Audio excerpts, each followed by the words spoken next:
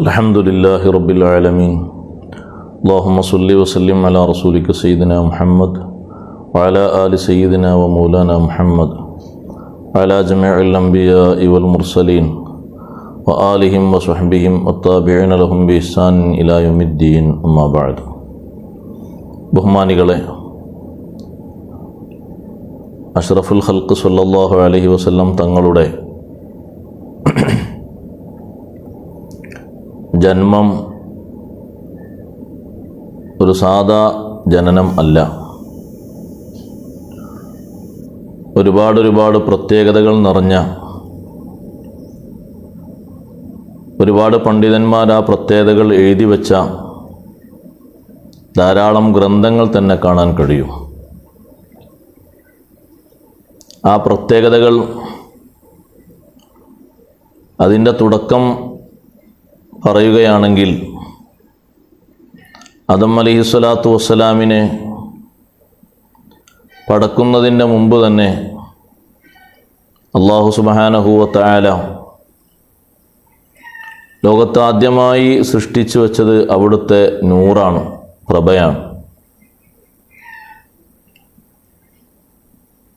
നബി സല്ലല്ലാഹു അലൈഹി വസല്ലം തങ്ങളോട് സ്വഹാബത്ത് ചോദിക്കുകയുണ്ടായി, അഖ്ബിർനി അൻ അവ്വലി ഷൈഇൻ ഖലഖഹുല്ലാഹ്, അള്ളാഹു ആദ്യം സൃഷ്ടിച്ച വസ്തു എന്താണെന്ന് തങ്ങൾ പറഞ്ഞു തരണം.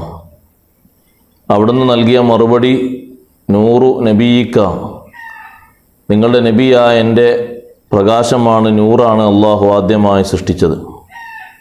അർഷും കുർസിയും ലോഹും കലമും എല്ലാം സൃഷ്ടിക്കുന്നതിന് മുമ്പ് നിരുപാധികം ആദ്യം സൃഷ്ടിച്ചത് നബി സല്ലല്ലാഹു അലൈഹി വസല്ലം തങ്ങളുടെ നൂറാണ്. ആ നൂറിൽ നിന്ന് സർവ്വ അംബിയായിനെയും അല്ലാഹു തആല സൃഷ്ടിച്ചു. ലോകത്തേക്ക് എല്ലാ ഭാഗത്തേക്കും വെളിച്ചം വീശിയതും ആ നൂറിൽ നിന്നാണ്. പിന്നീട് അല്ലാഹു സുബ്ഹാനഹു വ തആല തങ്ങളുടെ ജനനം നടക്കുന്നതിന് മുമ്പ് ലക്ഷത്തിൽ പരം അമ്പിയാക്കളെ കൊണ്ടുവന്നു. ആ അമ്പിയാക്കൾക്കെല്ലാം പരിചയപ്പെടുത്തിയ ഒരു നേതാവാണ് ഹബീബ് റസൂലുള്ളാഹി സ്വല്ലല്ലാഹു അലൈഹി വസല്ലം. എല്ലാ നബിമാരും അവരുടെ ജനതക്ക് നബി സല്ലല്ലാഹു അലൈഹി വസല്ലം തങ്ങളെ പരിചയപ്പെടുത്തുകയും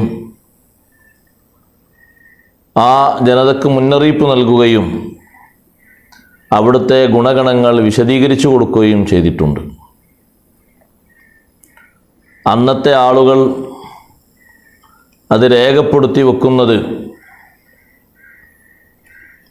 അത് എഴുതി വെക്കുന്നത് കല്ലിലും തോലിലും എല്ലിൻ കഷ്ണങ്ങളിലുമൊക്കെ സ്ഥിരമായി പതിവാക്കിയിരുന്നു. അല്ലാഹു തആല ഖുർആനിന് മുമ്പ് ഇറക്കിയ ഗ്രന്ഥങ്ങളിലും ഏടുകളിലും വിശദമായി അവിടുത്തെ വിശേഷങ്ങൾ അല്ലാഹു തആല പഠിപ്പിച്ചു. ഈസാ നബി അലൈഹിസ്സലാം ഇഞ്ചീലിലൂടെ പഠിപ്പിച്ച പ്രധാനപ്പെട്ട കാര്യം അവിടുത്തെ ഗുണവിശേഷണങ്ങളും അധ്യാപനങ്ങളുമായിരുന്നു.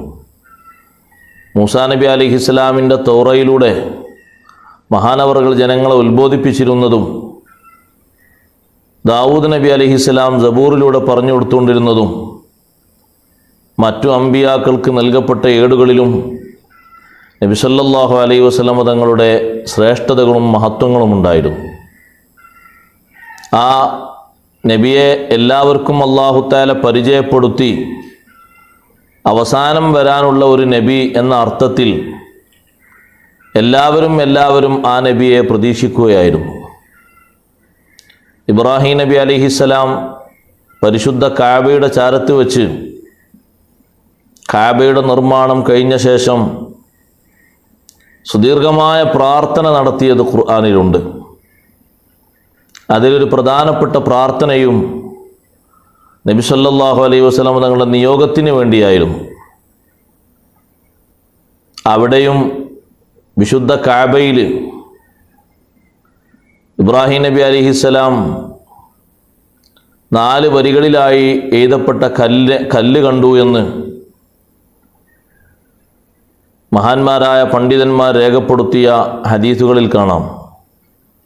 ഉമർ ബിൻ ഖത്താബ് റളിയല്ലാഹു അൻഹു കഅബുൽ അഹ്ബാർ റളിയല്ലാഹു അൻഹുവോട് ചോദിച്ചു, നബി സല്ലല്ലാഹു അലൈഹി വസല്ലം ജനിക്കുന്നതിൻ്റെ മുമ്പ് അവിടുത്തെ മഹത്വങ്ങളെക്കുറിച്ച്, മുമ്പുള്ള മഹത്വങ്ങളെക്കുറിച്ചൊന്ന് പറഞ്ഞു തരണം. അപ്പോൾ അദ്ദേഹം പറഞ്ഞു, ഖറഅതു ഫീമാ ഖറഅതു, പഴയകാല വിവരങ്ങൾ വായിച്ച അറിവുള്ള വലിയൊരു പണ്ഡിതനാണ് ഈ കഅബുൽ അഹ്ബാർ.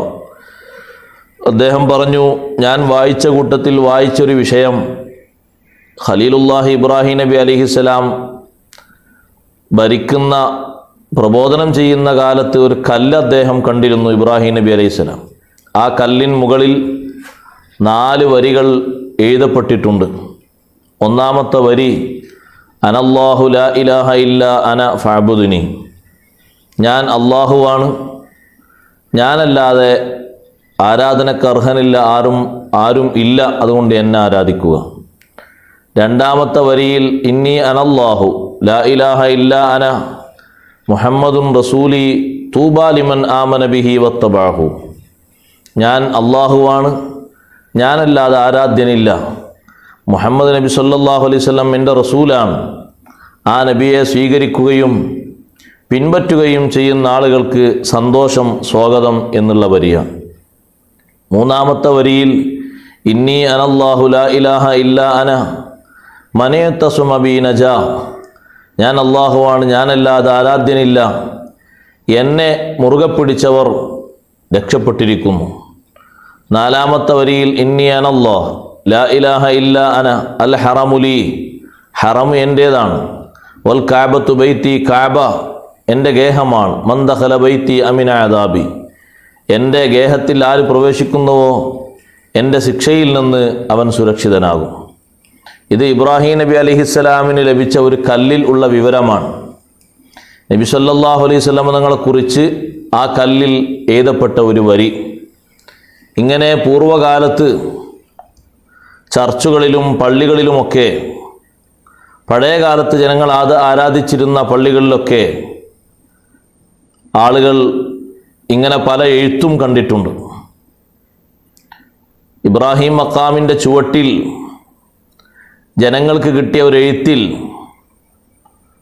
എഴുത്ത് കിട്ടിയപ്പോൾ ഹിമ്യർ ഗോത്രത്തിൽപ്പെട്ട ഒരാളെക്കുറിച്ചാണ് ഈ പറഞ്ഞതെന്ന് ഖുറൈശികൾ വാദിച്ചു. അദ്ദേഹം പറഞ്ഞു, ആ എഴുത്തിൽ ഒരക്ഷരമുണ്ട്, ഞാൻ നിങ്ങളോടത് പറഞ്ഞാൽ നിങ്ങൾ എന്നെ കൊന്നുകളയും.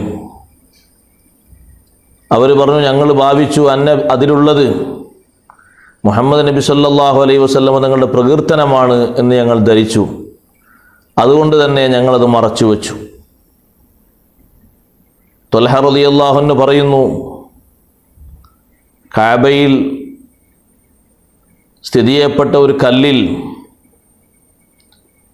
ആ കഅബ പുനരുദ്ധാരണം നടക്കുന്ന സമയത്ത് ചില വരികൾ കണ്ടപ്പോൾ അത് വായിച്ച കൂട്ടത്തിൽ ഒരാൾ വായിച്ചത് ഓർക്കുന്നു, അബ്ദി അൽ മുൻതഖബുൽ മുതവക്കിലുൽ മുനീബുൽ മുഖ്താർ, ഞാൻ തെരഞ്ഞെടുത്ത എൻ്റെ അടിമ വരും, മൗലിദുഹു ബി മക്കത്ത, ആ അടിമ, എൻ്റെ ഇഷ്ടദാസൻ ജനിക്കുന്നത് മക്കയിലാണ്, മുഹാജറുഹു ത്വയ്ബത്തു, ഹിജ്റ പോകുന്ന സ്ഥലം മദീനയാണ്, ത്വയ്ബയാണ്, ലാ യദ്ഹബു, എൻ്റെ ആ അടിമ ഈ ദുനിയാവ് വിട്ടു പോവുകയില്ല, ഹത്താ യുഖീമ അസുന്നത്തുൽ ഔജാ, ഏറ്റവും നല്ല മാർഗം ഇവിടെ സ്ഥിരപ്പെടുത്തി വക്രതയുള്ള ശൈലികളൊക്കെ മാറ്റി, വയഷ്ഹദു അല്ലാ ഇലാഹ ഇല്ലല്ലാഹ്, ലാ ഇലാഹ ഇല്ലല്ലാഹ് എന്ന് സാക്ഷ്യപ്പെടുത്തും.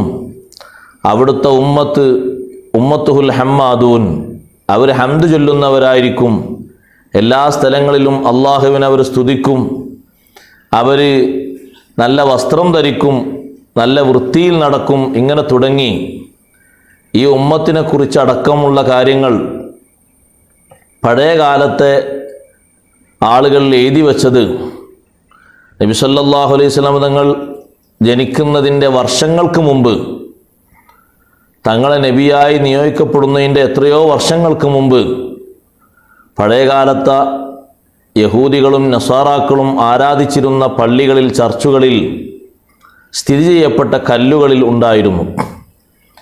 അപ്പോൾ ആ നബിയുടെ ഒരു ജനനം എല്ലാവരെയും വിളംബരപ്പെടുത്തിയിട്ടാണ് അല്ലാഹു സുബ്ഹാനഹു വ തആല നബി സല്ലല്ലാഹു അലൈഹി വസല്ലം തങ്ങളുടെ ജന്മം നടത്തുന്നത്. തങ്ങളെ ഭൂമിയിലേക്ക് അല്ലാഹു തആല കൊണ്ടുവരുന്നത്, ഭൂമിയിൽ അവിടുന്ന് ഉദയം ചെയ്യുന്നത് ആരാരും അറിയാതെയല്ല, എല്ലാവരോടും വിളംബരപ്പെടുത്തിയിട്ടാണ്. അപ്പോൾ ജന്മത്തിൻ്റെ മുമ്പ് എല്ലാവരും പരിചയമുള്ള, എല്ലാവർക്കും അറിവുള്ള ഒരു നേതാവ് എന്ന അർത്ഥത്തിൽ നബി സല്ലല്ലാഹു അലൈഹി വസല്ലം തങ്ങളെയാണ് അല്ലാഹു തആല പരിചയപ്പെടുത്തിയത്. അവിടുത്തെയും അവിടുത്തെ ശിഷ്യന്മാരെയും പരിചയപ്പെടുത്തിയുള്ള കല്ലുകളും എഴുത്തുകളും അതുപോലെ തന്നെ സ്മരണകളും അല്ലാഹു തആല ബാക്കി വച്ചത്, മാഞ്ഞു പോകാതെ ബാക്കി വച്ചത്, ഇങ്ങനെ അത്ഭുത സംഭവങ്ങൾ നിറഞ്ഞ ഒരു ജന്മം നടക്കുമ്പോൾ ആർക്കും തിരിച്ചറിയാതെ പോകരുത് ഈ മഹൽ വ്യക്തിത്വം ആരാണെന്ന്. എല്ലാവർക്കും അറിയണം, എല്ലാ നാട്ടുകാർക്കും അറിയണം. വ്യത്യസ്ത നാടുകളിൽ ഉള്ള ചരിത്ര സംഭവങ്ങൾ തന്നെ മഹാന്മാരായ പണ്ഡിതന്മാർ രേഖപ്പെടുത്തിയിട്ടുണ്ട്. റോമിലും പേർഷ്യയിലുമുള്ള വിവിധ ചർച്ചുകളിൽ എഴുതി കിട്ടിയ കടലാസുകളിൽ പഴയ കാലത്ത് റോമിൽ എഴുതിയ ഒരു, ചർച്ചിൽ എഴുതിയ ഒരു കത്തിൽ കണ്ട വരി, അതർജു ഉമ്മത്തൻ ഖതലത്ത് ഹുസൈന ഷഫാഅത്തു ജദ്ദിഹി യൗമൽ ഹിസാബി. നിങ്ങളൊരു ഉമ്മത്തിനെയാണോ പ്രതീക്ഷിക്കാൻ പോകുന്നത്? ഹുസൈൻ റളിയല്ലാഹു അൻഹുവിനെ വധിക്കുന്ന ഒരു ഉമ്മത്ത്, ഒരു സമൂഹം. ആ ഹുസൈൻ റളിയല്ലാഹു അൻഹുവിൻ്റെ വല്യുപ്പയുടെ ഷഫാഅത്ത് അദ്ദേഹത്തിന് ലഭിക്കും വിചാരണാ ദിവസം. അവർ, ഈ കത്ത് ലഭിച്ച ആളുകൾ ചോദിച്ചു, എപ്പോഴാണ് നിങ്ങൾക്ക് ഈ ചർച്ചിൽ വെച്ച് ഈ എഴുത്ത് കിട്ടിയത്? ഖബല അൻ യഖ്റുജ നബിയ്യുക്കും ബിസിത്തത്തി ആം. നബി സല്ലല്ലാഹു അലൈഹി വസല്ലം ജനിക്കുന്നതിൻ്റെ 600 വർഷങ്ങൾക്ക് മുമ്പാണ്. ഇങ്ങനെ വിവിധ സ്ഥലങ്ങളിൽ അവിടുത്തെ പരിചയപ്പെടുത്തി അല്ലാഹു സുബ്ഹാനഹു വ തആല എല്ലാ ഭാഗങ്ങളിലും വിളംബരപ്പെടുത്തിയിട്ടാണ് നബി സല്ലല്ലാഹു അലൈഹി വസല്ലം തങ്ങളുടെ പിറവി നടക്കുന്നത്. മക്കയിലാണ് തങ്ങൾ ജനിക്കുക എന്നുള്ളത് വിവിധ ഗ്രന്ഥങ്ങളിൽ അല്ലാഹു തആല രേഖപ്പെടുത്തി കൊടുക്കുകയും അതങ്ങനെ തന്നെ അറിവുള്ള ആളുകൾ എഴുതി വെക്കുകയും ചെയ്തത് എല്ലാവരും ആ ജന്മത്തെ ശ്രദ്ധിക്കാനും സ്വീകരിക്കാനും എല്ലാവരും ഉൾക്കൊള്ളാനും വേണ്ടിയാണ്. ഇങ്ങനെ വിളംബരപ്പെടുത്തി ലോകത്ത് ഒരു ജന്മവും നടന്നിട്ടില്ല. എല്ലാവരെയും അറിയിച്ച് നൂറ്റാണ്ടുകളോളം ആ ജന്മത്തെക്കുറിച്ച് ജനങ്ങൾ സംസാരിച്ച ഒരു ജന്മം, ഒരു പുണ്യജന്മം ലോകത്ത് ഒരാളുടെയും നടന്നതായി അറിവില്ല, കേട്ടുകേൾവി പോലുമില്ല. അപ്പോൾ നാം മനസ്സിലാക്കേണ്ടത്, നബി സല്ലല്ലാഹു അലൈഹി വസല്ലം തങ്ങളുടെ ഈ ജന്മം ഏറ്റവും പ്രത്യേകതകൾ നിറഞ്ഞ ജന്മമാണ്. അതിലെ ഒരു പ്രത്യേകതയാണ് നേരത്തെ അവിടുത്തെ ജന്മസ്ഥലവും അതുപോലെ തന്നെ അവിടുത്തെ കാര്യങ്ങളുമെല്ലാം രേഖപ്പെടുത്തപ്പെട്ടിരുന്നു. ഗ്രന്ഥങ്ങളിൽ മാത്രമല്ല, കല്ലുകളിലും എഴുത്തിനുപയോഗിച്ചിരുന്ന വസ്തുക്കളിലും വരെ. നാം എവിടെ ജനിച്ചു എന്ന് നമ്മൾ ജനിച്ച ശേഷം നമ്മൾ ആരായുകയാണ്. ഒരുപക്ഷെ ജനിച്ചത് വേറെ ഒരു സ്ഥലത്തും പിന്നെ നമുക്ക് അറിവ് കിട്ടുന്നത് വേറെ എവിടെയോ വെച്ചുമായിരിക്കും. ഇതങ്ങനെയല്ല. കൃത്യമായി ജനിക്കുന്നതിൻ്റെ മുമ്പ് തന്നെ അവിടുത്തെ ജന്മസ്ഥലം മക്കയാണ്, വിശുദ്ധ മക്കയാണ് എന്ന് അല്ലാഹു സുബ്ഹാനഹു വ തആല അമ്പിയാക്കളിലൂടെയും മറ്റു പണ്ഡിതന്മാരുടെയും ലോകത്ത് വിളംബരപ്പെടുത്തി പഠിപ്പിച്ച ഒരു വലിയ സംഭവമാണ്. ഇതും ധാരാളം പ്രത്യേകതകൾ ഇനിയും ഉണ്ട്. എല്ലാം പഠിക്കാൻ അല്ലാഹു ജല്ല ജലാലുഹു നമുക്ക് തൗഫീഖ് നൽകുമാറാകട്ടെ. വസല്ലല്ലാഹു വസല്ലമ അലാ സയ്യിദിന മുഹമ്മദ് വ ആലിഹി വസഹ്ബിഹി വസല്ലം. വൽഹംദുലില്ലാഹി റബ്ബിൽ ആലമീൻ.